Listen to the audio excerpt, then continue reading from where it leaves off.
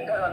একজন লিডারের কি করতে হবে? সুদূর প্রসারী লক্ষ্য বা অনেক দূরের ক্ষমতা থাকতে হবে, অর্থাৎ মিশন থাকতে হবে। অর্থাৎ লিডার বা নেতাকে কমপক্ষে 5 বছর, 7 বছর, 10 বছরের একটা ভিশন বা মিশন থাকতে হবে, কারণ সফলতা অল্প সময় কিন্তু আসে না। তাই লিডারকে একটি লং টার্ম ভিশন নিয়ে কাজ করতে হবে। এরপরে হচ্ছে ইতে হচ্ছে এক্সপার্টিস। এক্সপার্টিস এখন লিডারকে ওই বিষয়ে অর্থাৎ নেটওয়ার্ক মার্কেটিং এ অভিজ্ঞ বা দক্ষ হতে হবে, না হলে কিন্তু আপনার টিম আপনি লিড দিতে পারবেন না। আপনাকে জানতে হবে how to invite, how to invite এবং কিভাবে ট্রেনিং করাতে হবে, অর্থাৎ আপনাকে এভরিথিং জানতে হবে।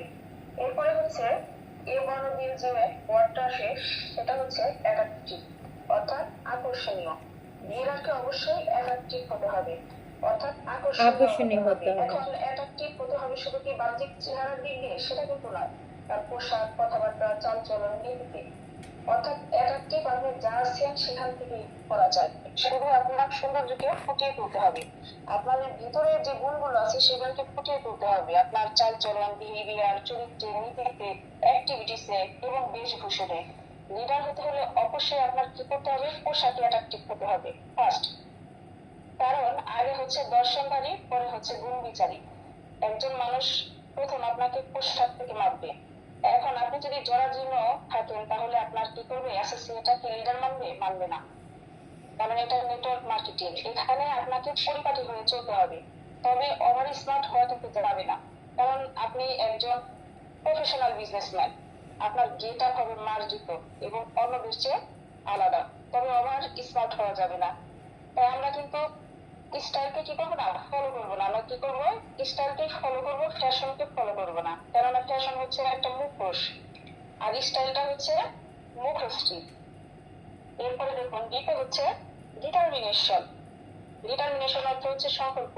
একটা কাজ আমি করবো ভেবেছি, সেটা করেই ছাড়বো। ডিটারমিনেশন হলো আপনি হচ্ছে ডিটারমিনেশন হলো আপনি সংকল্পধারী। ডিটারমিনেশন এমন একটি শক্তির নাম যে আপনি করেই ছাড়বেন, অর্থাৎ করেই ছাড়বো। কেউ যদি বলে আমি গাড়ি কিনবো, অর্থাৎ আপনি যদি দেখেন 2 থেকে 3 বছর বা 5 বছরের মাথায় সে একটা গাড়ি কিনে ফেলেছে, তাহলে আপনি ভাববেন সে সংকল্পধারী ছিল, এই কারণে সে এই কাজটা করতে পেরেছে। এরপরে দেখেন ইথে হচ্ছে ফ্যান্টাস্টিক, অর্থাৎ উদ্দীপনা বা এনার্জেটিক আমরা বলতে পারি। একজন লিডারকে কি করতে হবে? সবসময় এনার্জেটিক থাকতে হবে। আপনি অফিস করেন, সারাদিন পর বাসায় এসে যদি আপনার টিম মেম্বারদের সাথে অর্থাৎ বিজনেস পার্টনারদের সাথে কাউন্সিলিং না করে ঘুমান, তাহলে কি আপনার টিমের কি অবস্থা হবে? একটু ভেবে দেখেছেন? অনেক খারাপ হবে। একটু কমেন্টস করবেন। যদিও আমি স্ক্রিন শেয়ারিং করছি, আপনাদের অনেক খারাপ হবে লেডি লিডার। ঠিক থাকছেন কিনা সেটা তো ফলো করবো। আপনার অ্যাসোসিয়েটটা বলবে আমার লিডার সন্ধ্যাবেলা ঘুমায়, তাহলে আমি ঘুমাই, এমন করা কিন্তু যাবে না। আপনাকে সবসময় হোপফুল থাকতে হবে। আপনার সিকনেস, দুর্বলতা, আপনি অসুখী, আপনি প্রবলেমে আছেন, এরকম কোনো কিছুই যেন আপনার চেহারায় প্রকাশ না পায়। সবসময় উদ্দীপনার সাথে কাজ করতে হবে। এরপরে দেখুন এটা হচ্ছে রিলায়েবল। এটা হচ্ছে রিলায়েবল অর্থাৎ নির্ভরযোগ্য। সবসময় আপনার অ্যাসোসিয়েটরা বিলিভ করবে, আপনাকে বিশ্বাস করবে। সেটা কেমন? যেমন লিডার যেহেতু বলেছে দিবে, একটা জিনিস দিবে, উনি এটা কিন্তু দিবেই দিবে।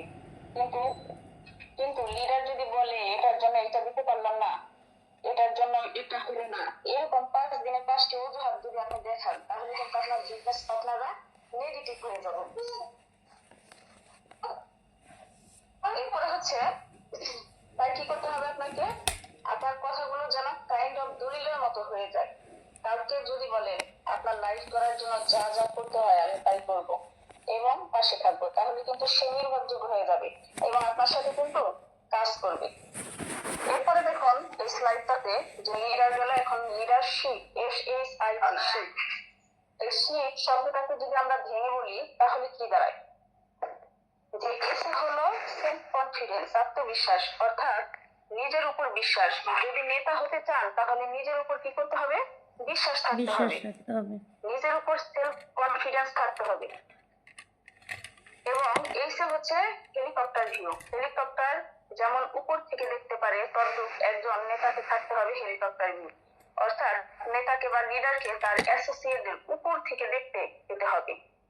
আপনার কোন অ্যাসোসিয়েটদের কি প্রবলেম জানা থাকতে হবে, আপনার কি কারণে একজন ব্যক্তি ডেভেলপ না আসতে পারে, টিম নিয়ে কাজ করে না কেন, মনোযোগ নেই কেন, গবেষণা করে না কেন, এসব বিষয়ে আপনাকে কি করতে হবে? কেউ বলে দিবে না, কিন্তু আপনাকে জানতে হবে। এগুলো হচ্ছে আপনাকে জানতে হবে।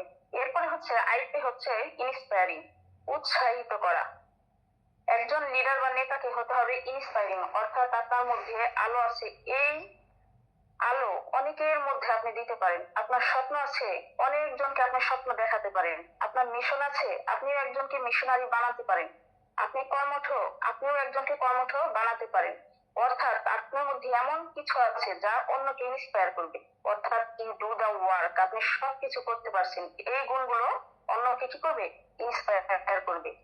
এরপর হচ্ছে তৃতীয় হচ্ছে পারসুট অফ এক্সিলেন্স, অর্থাৎ শ্রেষ্ঠত্বের সাধনা। এরপর হচ্ছে শ্রেষ্ঠত্বের সাধনা, যে সবসময় শ্রেষ্ঠ হতে চাই, সেরা হতে চাই, অর্থাৎ একজন লিডারকে এমন ফিল করতে হবে যেমন এই গোল্ডেন টিমে যত টিম আছে তার মধ্যে আপনার টিম হবে সেরা টিম। সবসময় আপনার সাধনা থাকতে হবে সেরাটার সেরা হওয়া।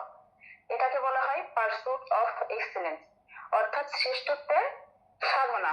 এরপরেও আমরা যে পেশায় থাকি না কেন, যদি ভালো লিডার হতে পারি তাহলে কিন্তু সেই পেশায় সাফল্য কিন্তু আসবে। লিডার হওয়া মানে তার একটি কিন্তু টিম থাকবে, আর টিম না থাকলে বা টিম যদি এখানে কাজ না করে তাহলে আপনি কাকে লিড দিবেন আর কাকে কি করবেন? তাহলে টিম আপনি কিভাবে সঠিক পরিচালনার মাধ্যমে নিজস্ব কিভাবে লিডার তৈরি করবেন, এবং তার আরো কিছু কিছু গুণ যদি আমরা দেখি তাহলে দেখুন যে সমব্যথী হওয়া। একজন ভালো লিডার হতে হলে আপনাকে সমব্যথী হতে হবে। আপনার টিম মেম্বারদের পারফরমেন্স করতে পারছে না, কেউ একজন পারফরমেন্স করতে কেন পারলো না, এটাই কি করতে হবে? তার সাথে বসে আপনাকে সেই জায়গা থেকে সমস্যাটা কোথায় কিভাবে আছে আপনাকে বুঝতে হবে এবং সমস্যার সমাধান করতে হবে। তবেই কিন্তু আপনার তার থেকে ভালো একটা রেজাল্ট বা পারফরমেন্স আশা করতে পারবেন। তার আগে কিন্তু এটা করা যাবে না, আগে আপনাকে বুঝতে হবে। এরপরে হচ্ছে কাজ বন্টন করে দেওয়া। আপনার টিম মেম্বারদের ক্ষমতা, শক্তি, ধৈর্য কার কতটুকু ইত্যাদি বুঝে কি করবেন? তাদের মধ্যে সঠিকভাবে কাজ বন্টন করে দেওয়ার ক্ষমতা আপনাকে থাকতে হবে। তাহলে আপনি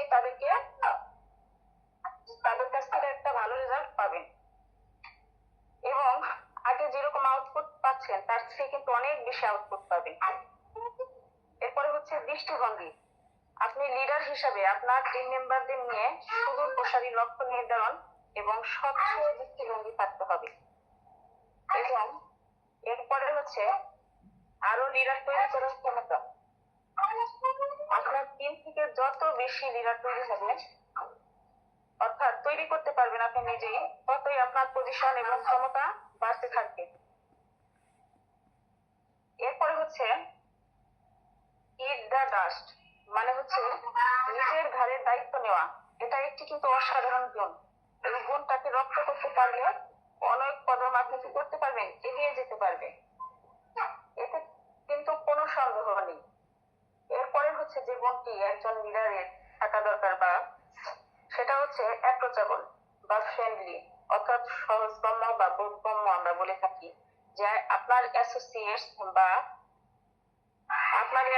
বা বিজনেস পার্টনাররা যেন আপনাকে কি করতে পারে? অ্যাপ্রোচ করতে ভয় না পায়, অর্থাৎ তাদের যেন সমস্যার কথাগুলো আপনাকে বলতে পারে।